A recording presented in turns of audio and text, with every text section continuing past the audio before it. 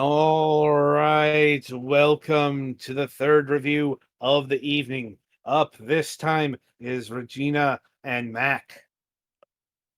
Not to be confused with our very own Mac Paladin, just to be clear.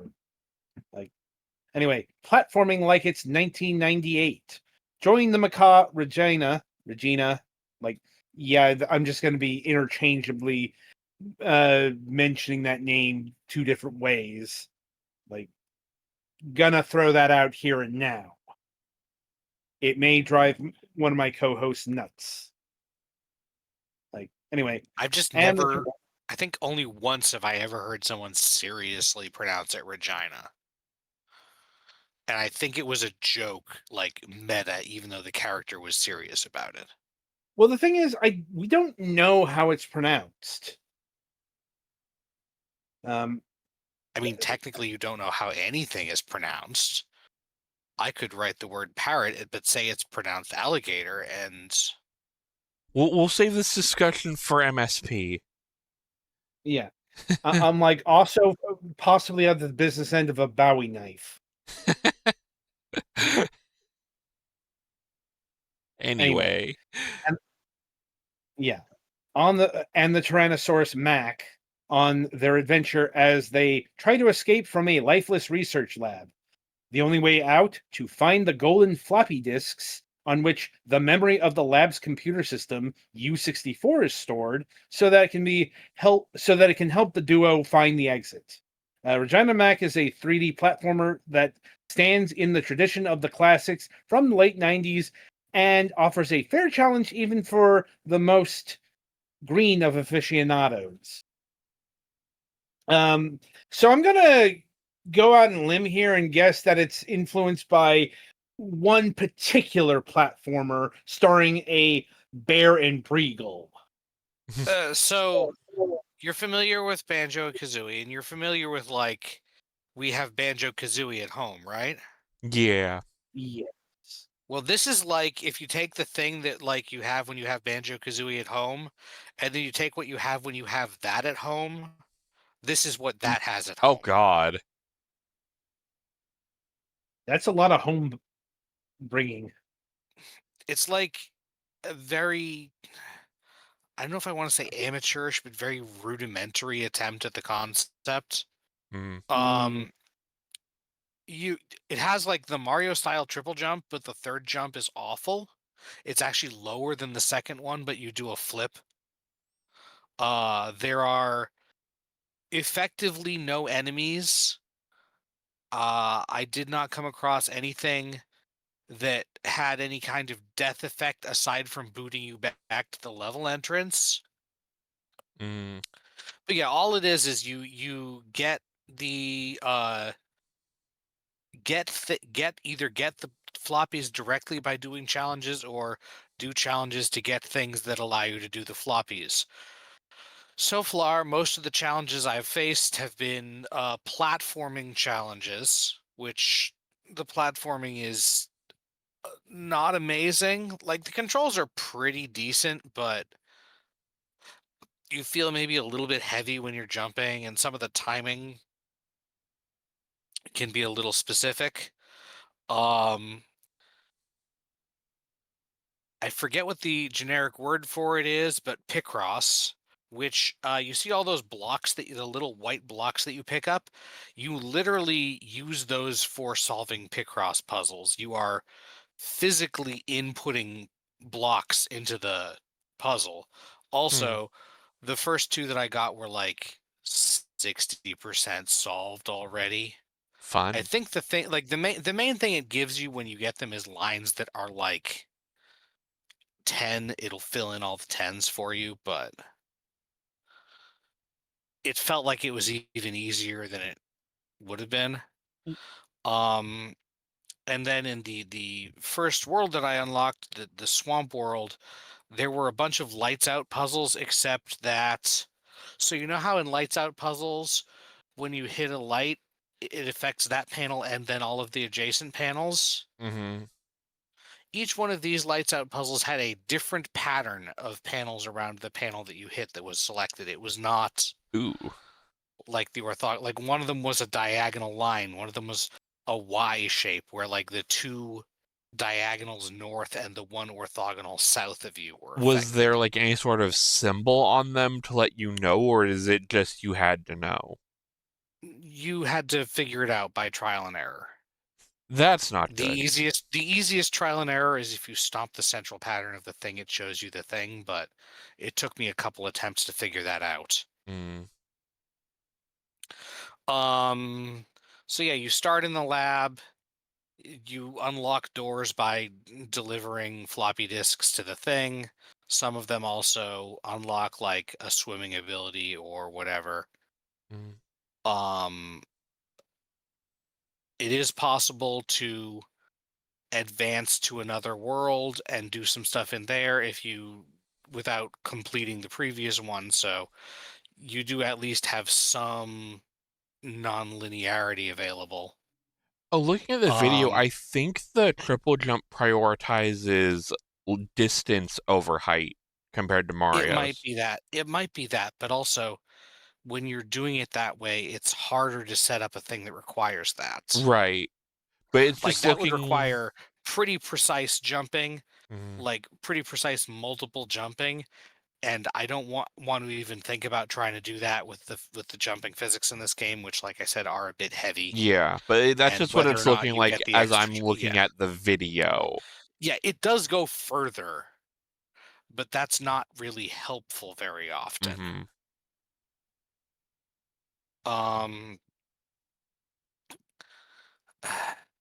yeah, the textures are muddy when they exist.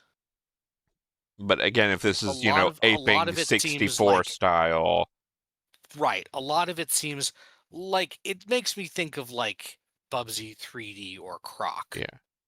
in This terms of Yeah. looks looks. intentional, The fact, not. yeah, it is, but it's really unattractive. And the first Mhm. world that you get is the first world that you access is a swamp, so like extra Yeah. unattractive.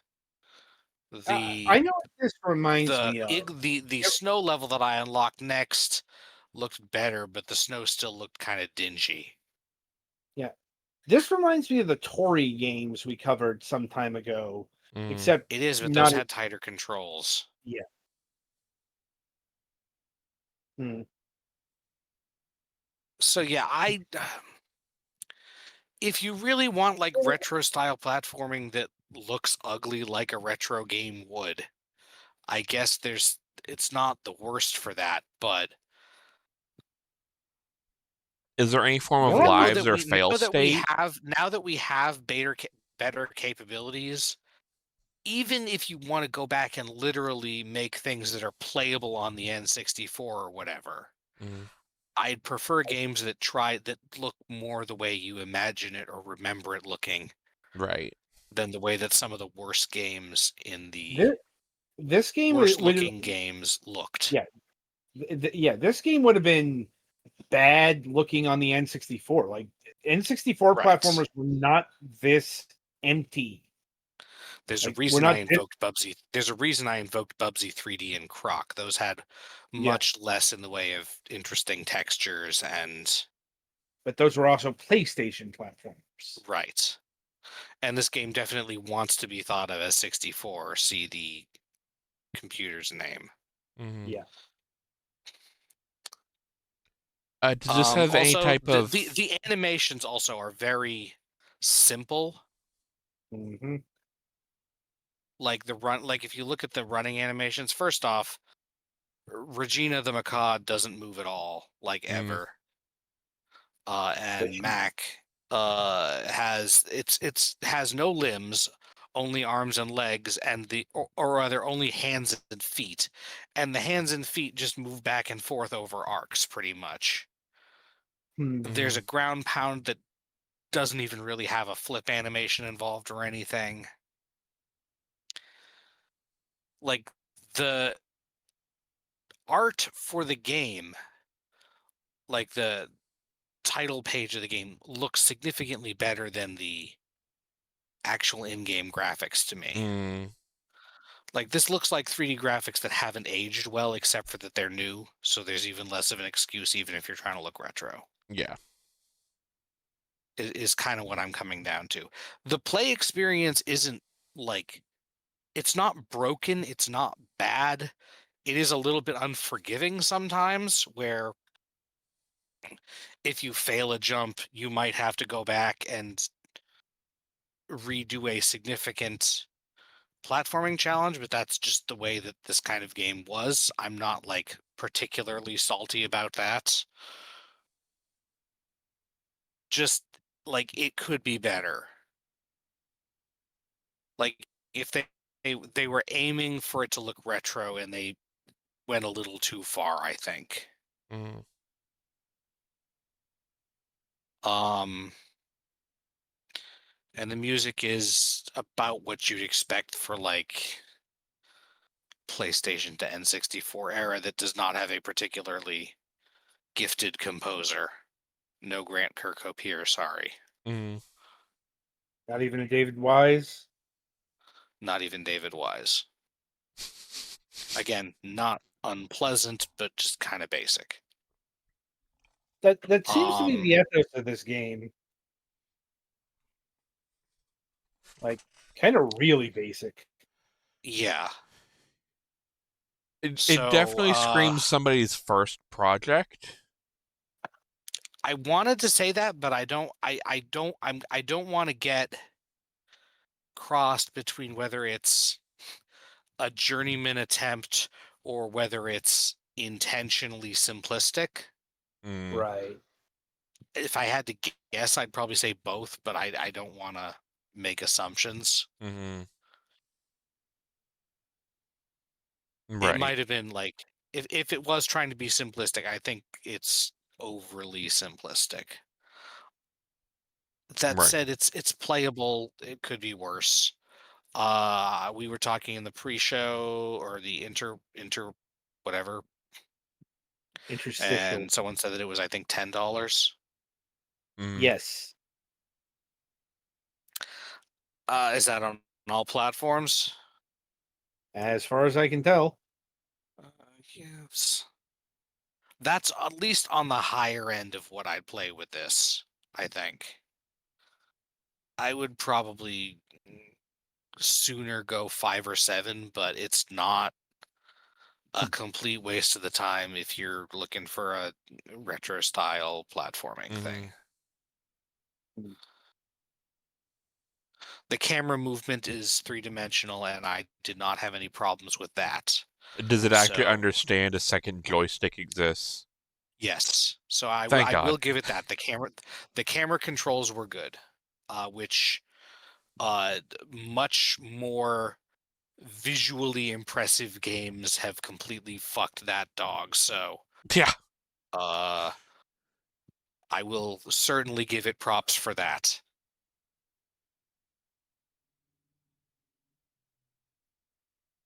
Okay. Uh, Sorry, that's probably not what you want to have on your ad copy, but Yeah, we'll just have to deal with it. sorry. No one heard. Yeah, yeah. I'm not like particularly impressed by it, but I'm also not really offended by it. So, We have definitely had worse. hmm and like I said, it's functional. Like I didn't come across any mechanics that didn't work. Yeah. Like if a sequel happens, maybe more to do with your parrot friend for like additional movement stuff. I don't know, and who knows? Maybe one of the power ups I didn't get to yet is like you get a long jump that uses the parrot's wings or something. Yeah. But also, Well, the and parrot talks and Matt Regina talks and Mac doesn't, and she's Kazooie at home in terms of being kind yeah. of abrasive. Well, and even to invoke Banjo and Kazooie, you were using powers from Kazooie within like what, the first level?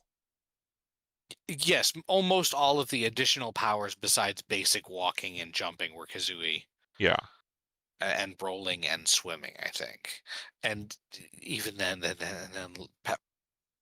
past like the halfway point of the game or whatever, really you're probably spending most of the time in Talon drop mode. Yeah.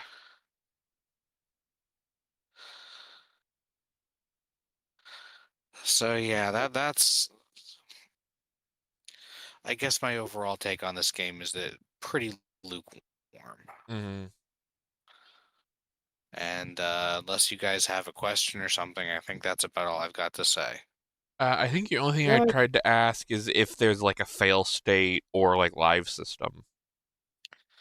I had not come into anything. The worst thing I've ever come into is that in some of the platforming challenges, there's like a no touch color that if you touch it, it boots you back to the last either world entrance or checkpoint panel that you've stepped on, Mm. which the checkpoint panels have a silhouette of Regina and Mac on them. Mm. Fair enough. All right. All right, then. So that'll about do it for this game, I think. Be sure to tune in after the break as we review A World of Keflings.